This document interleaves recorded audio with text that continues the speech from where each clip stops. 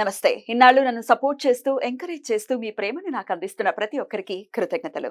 అలాగే ఈ వీడియో కూడా ఖచ్చితంగా మీకు ఉపయోగపడుతుంది. లైక్, షేర్ అండ్ సబ్స్క్రైబ్ చేసి మీ సపోర్ట్‌ని నాకు అందించండి. అలాగే ఈ వీడియో పట్ల మీకున్న అభిప్రాయాన్ని కామెంట్ సెక్షన్‌లో కామెంట్ చేసి తెలియజేయండి. ఇప్పుడు వీడియోని చూద్దాం. నమస్తే, వెల్కమ్ టు అవర్ ఛానల్. నేను పద్మిని. ముందుగా ప్రేక్షకులకి శ్రీ క్రోధినామ సంవత్సర ఉగాది శుభాకాంక్షలు. మరి ఈ ఉగాది ఎలాంటి ఫలితాలను ఇస్తోంది ద్వాదశ రాశుల వాళ్ళకి అనేది మనకి తెలియజేయడానికి మనతో పాటు సిద్ధంగా ఉన్నారు ప్రముఖ ఆధ్యాత్మికవేత్త, వాస్తు జ్యోతిష పండితులు శేషగిరిరావు గారు. మాట్లాడదాం. నమస్కారం అండి. క్రోధినామ సంవత్సరం వచ్చేస్తోంది. సో శోభకృత్నామ సంవత్సరం ఎంత అద్భుతమైనటువంటి సంవత్సరమో ప్రత్యేకించి చెప్పక్కర్లేదు. అందుకు ఏకైక నిదర్శనం రామచంద్రమూర్తి తన స్వస్థలానికి మళ్ళీ తిరిగి వచ్చినటువంటి వైనం చాలు శోభకృత్నామ సంవత్సరం ఎంత శోభాయమానంగా వెలుగొందింది అని చెప్పడానికి. ఇక ఈ సంవత్సరం వచ్చే పేరు క్రోధినామ సంవత్సరం. పేరులో అయితే క్రోధం ఉంది, మరి దాని నామాన్ని సార్థకం చేసుకుంటుందా అని కించిత్ భయం కూడా ఉంది. ఎనీవేస్, అసలు క్రోధినామ సంవత్సరం ద్వాదశ రాశులకి ఎలాంటి ఫలితాలను ఇస్తుంది ఒకసారి గ్రహ సంచారాన్ని గురించి వివరించిన తర్వాత ద్వాదశ రాశుల గురించి ఒకసారి తెలుసుకుందామండి. రైట్ అమ్మా. క్రోధీనామ సంవత్సరం ఉన్నట్టు పేరుకు తగ్గట్టుగానే ముఖ్యంగా ఈ మాట మరి కుజుడు రాజు అవటం. సో గ్రహాలన్నింటిలో కూడా కొద్దిగా కోపగ్రహం, అంటే అగ్రెసివ్గా ఉంటాడు కుజుడు. సో అందుకని మేష, వృశ్చిక రాశిలో జన్మించిన వాళ్ళకి సాధారణంగా షార్ట్ టెంపర్ ఉంటుంది ఎంతో కొంత. సో అలాంటి క్రోధీనామ సంవత్సరం, క్రోధీనామ సంవత్సరానికి రాజే కుజుడయ్యాడు. సో కుజుడయ్యాడంటే ఖచ్చితంగా మనం ఎవరికి చెప్పినా అదే చెప్తున్నాం. ఈ సంవత్సరం అంతా కూడా కొద్దిగా మనుషులు కోపతాపాలను అదుపులో పెట్టుకోకపోతే క్షణికావేశంలో ఏవో రకమైన తప్పులు చేసే ఇబ్బందులు అయితే ఉంటాయి అనే చెప్తున్నాం. దానికి అందులో ఈసారి మరి ఈ నవవిధ నాయకులు ఎవరైతే ఉంటారో వాళ్ళు కూడా మొత్తం ఎక్కువ చెడు గ్రహాలే వచ్చాయి. అంటే శనికి ఆధిపత్యాలు ఎక్కువ వచ్చాయి, కుజుడికి ఆధిపత్యాలు ఎక్కువ వచ్చాయి. సో బేసిక్గా ఈ రెండు పాపగ్రహాలు. సో అందుకని కార్య ఆచరణ మీద మనుషులకి ఇంకా మరింత మక్కువ పెరిగే అవకాశం ఉంది. సో అందుకని మరి ఎప్పుడైతే ఇలాంటి కార్యాచరణ ఉంటుందో దానికి కోపం తోడైనప్పుడు ఏమవుతాయో తెలుసు. కనుక ఈ నేర ఘోర పరిస్థితులు అయితే కొంత పెరిగే అవకాశాలు అయితే ఉంటాయి. సో దాంతోపాటు కొంత మంచి ఏంటి అంటే గనక ఈ విశ్వాసాలు, భక్తి విశ్వాసాలు ఏవైతే ఉంటాయో జనాల్లో ఆధ్యాత్మిక భావం అనేది పెరగడానికి ఉంటుంది. ఆధ్యాత్మిక చింతన పెరుగుతుంది. సంతోషం. సో అది కొంతవరకు మనకి ఎంతో కొంత కాపాడడానికి అది మనకు ఉపయోగపడటం అనేది ఉంటుంది. తర్వాత గురుడు రసాధిపతి అవటం వల్ల ఏంటంటే కొన్ని ఏదైతే ముఖ్యంగా ఆడవాళ్ళకి ఇష్టమైన బంగారము, తర్వాత వెండి ఇలాంటివి కొంతవరకు కంట్రోల్లోకి రావడానికి అయితే ఆస్కారం అయితే ఉంటుంది. అంటే మళ్ళీ ఇంకా పెరిగిపోకుండా గోల్డ్ రేట్స్ అవి కొంత రేట్లు మనకి నియంత్రణలో ఉండటం అనేది ఉంటుంది. కనుక అవి చెప్పదగిన పరిస్థితి.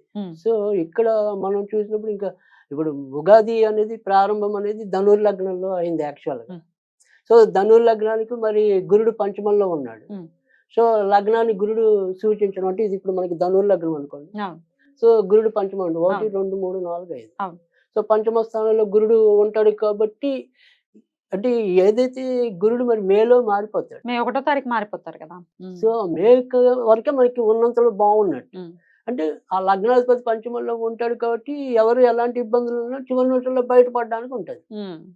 సో కానీ దానికి విరుద్ధంగా ఏమవుతుందంటే మే నుంచి గురుడు వృషభంలోకి రావటం. వృషభం అన్నది ఏంటంటే ఇక్కడ మనకి ఇందాక మనం ఇది వృషభం అనేది శుక్రుడు రాజు, ఈయనేమో మన దానవుల రాజు, ఈయన దేవతల గురువు, ఈయన దానవుల గురువు. సో వీళ్ళిద్దరికి నిజానికైతే శత్రుత్వం ఉంది. సో ఇక్కడ మరి శత్రు రాశిలోకి గురుడు ప్రవేశించడం అనేది ఉంటుంది. సో వృషభ రాశిలో. సో ఆ వృషభ రాశిలోకి గురుడు ప్రవేశించినప్పుడు ఏమవుతుంది అంటే ఇందాక మనం చెప్పాం ముఖ్యంగా ఏదైతే ఈ స్త్రీ సంబంధించిన వ్యవహారాలు ఏవైతే ఉంటాయో, లేదు ఇప్పుడు రాజకీయాల్లో స్త్రీల ఆధిపత్యం ఉంది, వాళ్ళ ఇచ్చే ఏవైతే సలహాలు సూచనలు ఉంటాయో అవి కొంత వాదాలకు వెళ్ళడానికి అవకాశం ఉంటుంది. ఇంకా ఇంట్లోకి వచ్చేప్పుడు కూడా స్త్రీల మూలకంగా ఏవో రకమైన చికాకులు ఎదురవడానికి అవకాశాలు పెరుగుతాయి. సో తర్వాత రెండోది వచ్చేప్పటికి ఏంటంటే ఇక్కడ వృషభం నుంచి చూసినప్పుడు ఏంటంటే ఇక్కడ గురుడికి రాహు వ్యయస్థానం లాభస్థానంలోకి ఉంటాడు. సో ఈ లాభస్థానంలో ఎప్పుడైతే మరి రాహు వృషభానికి ముఖ్యంగా వృషభ రాశి వారికి తర్వాత వచ్చేప్పటికి ఇది వృషభ రాశి అనుకోండి, ఇక్కడ లాభంలో గురుడు ఉంటాడు. ఇది ఉంటుంది. తర్వాత ఇప్పుడు కొత్తగా పుట్టే వాళ్ళ గురించి చెప్తున్నాను. సో వృషభ రాశిలో ఎవరైతే జన్మిస్తారో వాళ్ళకి కంపల్సరీ సర్పదోషం ఉంటుంది. సర్పదోషం ఉంటుంది.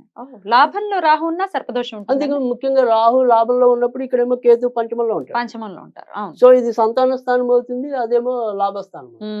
సో ఖచ్చితంగా లాభాలు ఎవరైతే ముఖ్యంగా ఈ వృషభ రాశి వాళ్ళకి గట్టి ప్రయత్నాలు ఏవైతే ఉంటాయో దగ్గర వచ్చి పోతాయి. ఇక్కడ ఈ బుద్ధి అనేది వాళ్ళకి సరిగ్గా ఉపయోగపడదు. సో ఆ నిర్ణయాలు తీసుకోవడంలో ఇబ్బందులు ఎక్కువ వృషభ రాశి వాళ్ళు పొందడానికి అవకాశం ఉంటుంది. తర్వాత వచ్చేప్పటికి ఇదే దోషం అనేది కర్కాటక రాశికి కూడా ఉంటుంది. కర్కాటక రాశిలో పుట్టిన వాళ్ళకి కూడా ఉంటుంది. అంటే కొత్తగా పుట్టిన పిల్లలకు కూడా నవమంలో రాహు ఉంటాడు. నవమంలో రాహు ఉంటాడు, తృతీయంలో కేతు ఉంటాడు. కాబట్టి సంబంధ బాంధవ్యాలు ఇబ్బంది పడతాయి. ఇప్పుడు పుట్టే వాళ్ళకైతే ఇలా ఉంటుంది. ఆల్రెడీ పుట్టిన వాళ్ళకి అదే గ్రహస్థితి. ఇప్పుడు ఆల్రెడీ పుట్టేసిన వాళ్ళకి కూడా అదే గ్రహస్థితి. కానీ కొత్తగా పుట్టిన వాళ్ళకి కూడా ఖచ్చితంగా పుట్టడమే సర్పదోషంలో పుట్టినట్టు. ఎగ్జాక్ట్లీ ఈ సంవత్సరంలో ఎప్పుడు పుట్టినా ఇదే గ్రహస్థితి ఇంచుమించుగా, అంటే రాహుకేతులకి సంబంధించి. రైట్ అండి. ఇక దేశంలో ఎట్లాంటి పరిస్థితులు ఉంటాయి అనేది ఒకసారి క్లుప్తంగా చెప్పేసి ద్వాదశ రాశుల్లోకి వెళ్ళిపోతాం. రైట్.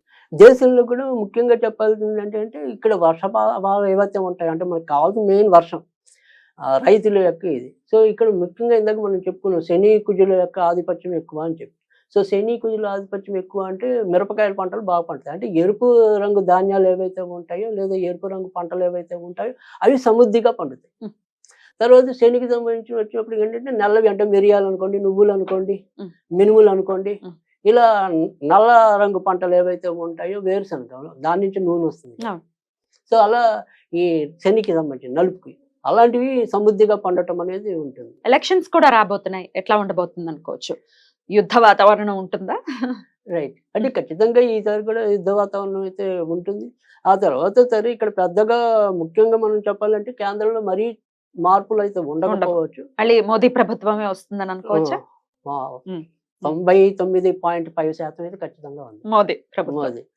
సో తర్వాత వచ్చేప్పటికి కానీ ఇదే కేంద్ర ప్రభుత్వం కూడా అంటే ఇప్పుడు సపోజ్ కొన్ని ప్రెస్టీజియస్ ప్లేసెస్ ఉంటాయి కొన్ని. అంటే ఒక ప్లేస్ అంటే నేను ఖచ్చితంగా ఇక్కడ ఓవైసీ ఇప్పుడు మనకి అది కోంపెల్ల మాధవి గారు అది గెలుస్తూ అది ఓకే. నేను అలా ప్రెస్టీజియస్ ప్లేసెస్ కొన్ని ఉంటాయి కదా, ప్రతి ఒక్క పార్టీకి కూడా ఈ అభ్యర్థి అయితే ఖచ్చితంగా గెలుస్తాడు అనేది ఏదైతే ఉంటుందో అక్కడ వీళ్ళు కొంత భంగపడడానికి ఉంటుంది. ఆంధ్రప్రదేశ్ అనేది కొన ఊపిరితో గెలవటం అనేది ఉంటుంది ఇప్పుడున్న పరిస్థితి. ఎవరు గెలుస్తారు అదే ఇప్పుడున్న ప్రభుత్వమే ఉంటుంది. ఇప్పుడున్న ప్రభుత్వమే అంటే వైసీపీ వస్తుంది అనేది అది ఏమంటాము చావు తప్పి కన్నులు అట్టబోయిందండి అవి.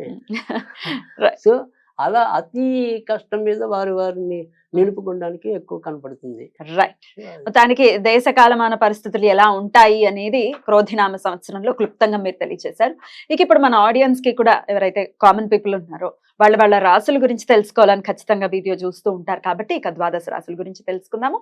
క్రోధినామ సంవత్సరం మిథున రాశి వారికి ఎలా ఉండిపోతుందండి? మిథున రాశి వారికి ఈ ఏడాది కొద్దిగా మిశ్రమ ఫలితాలు కనిపిస్తుంది. సో మిశ్రమ ఫలితాలు అంటే కనుక ఏంటంటే కొద్దిగా మంచి కొంత చెడు అనేది.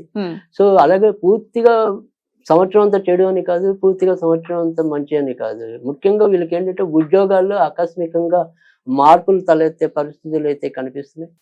తర్వాత ఎంతో కొంత అంటే ఉద్యోగాలు నెరవేర్చే విధానంలో కూడా తొందరపాటు అనేది కూడా కొంత కనపడుతుంది.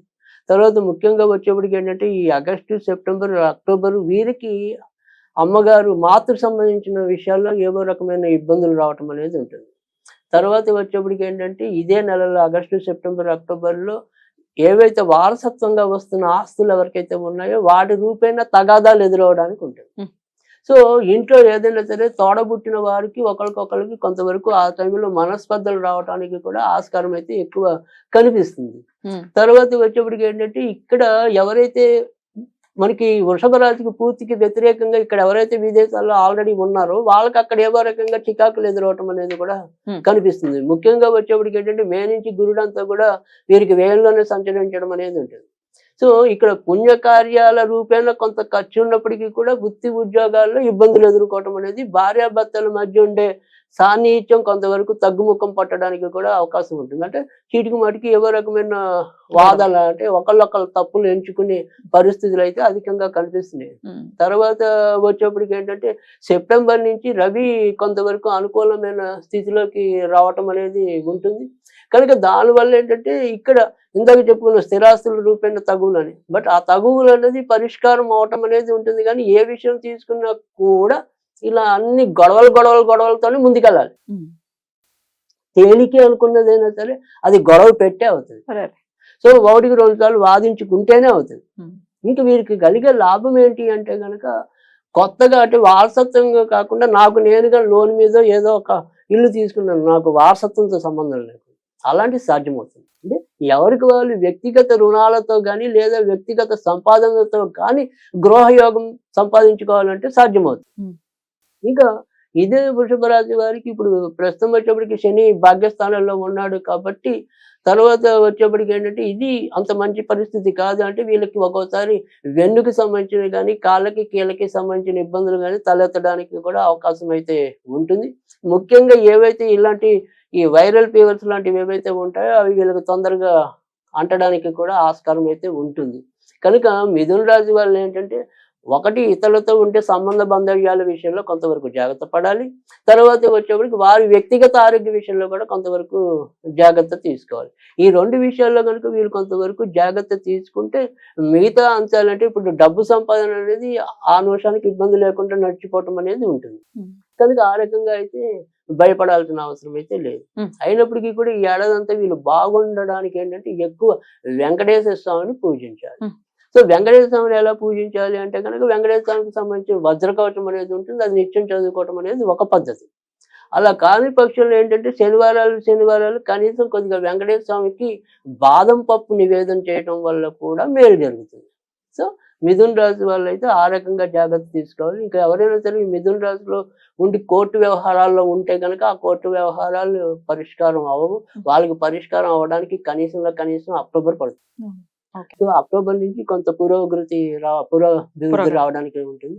అప్పటిదాకా మాత్రం వాయిదాలు పడుతూ ఉండటం అనేది ప్రిపేర్డ్ గా ఉంటే బెటర్. రైట్. మళ్ళీ స్ట్రెస్ తీసుకోకుండా. రైట్ అండి. ఆరోగ్యం ఎలా ఉంటుంది? అదే ఇందాక చెప్పుకున్నాం, మనం ఆరోగ్య విషయానికి వచ్చేటప్పుడు ఎముకలు కీళ్ళు నరాలు కనుక వాళ్ళ ఆరోగ్య ఇంతకు మనం మొదట అనుకున్నట్టుగా ఏంటంటే ఒకటి వ్యక్తిగత ఆరోగ్య విషయంలో శ్రద్ధ వహించాలి. రెండోది ఇతరులతో సంబంధ బాంధవ్యాల రూపంలో కొంతవరకు జాగ్రత్త పడాలి. ఇంకా మిగతావన్నీ కూడా ఆర్థిక విషయాల్లో అప్పటికప్పుడు ఇబ్బంది అయితే లేకుండా నడిచిపోవటం అనేది ఉంటుంది.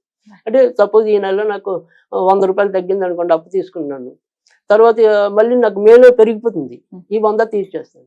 సో ఆ రకంగా ఇబ్బంది లేకుండా అంటే చేయబదులు తీసుకున్నా తీర్చుకోగలుగుతారు, అవి అలాగే ఉండిపోవు. అదే. సో అందుకని దానివల్ల ఒక రకంగా అది అదృష్టయోగం అనే చెప్పాలి. అప్పులు పెరిగిపోతే ఇబ్బంది, కానీ అప్పులు తీర్చుకుంటే ఇబ్బంది ఉంది, స్ట్రెస్ ఫ్రీ అయిపోతాం కదా. సో ఆ రకంగా మిథున రాశి వాళ్ళకి అయితే ఇబ్బంది లేదు. ప్రత్యేకించి వెంకటేశ్వర స్వామిని కొలవాలి. అలాగే వజ్ర కవచాన్ని ఈ నిత్యం కూడా ఈ సంవత్సరం మొత్తం కూడా పట్టించుకుంటూ ఈ సంవత్సరానికి కొంచెం జాగ్రత్తగా ప్లాన్ చేయాలి అని చెప్తూ ఉన్నారు, సూచనలు అయితే అందిస్తున్నారు. కాబట్టి మరి ఆ విధంగా మిథున రాశి వారు ఈ క్రోధినామ సంవత్సరాన్ని చాలా చక్కగా డీల్ చేయాలని మనవి చేస్తూ రైట్ అండి. ఇక నెక్స్ట్ ఎపిసోడ్ లో కర్కాటక రాశి గురించి మాట్లాడుకుందాం. Thank you so very much sir. నమస్తే.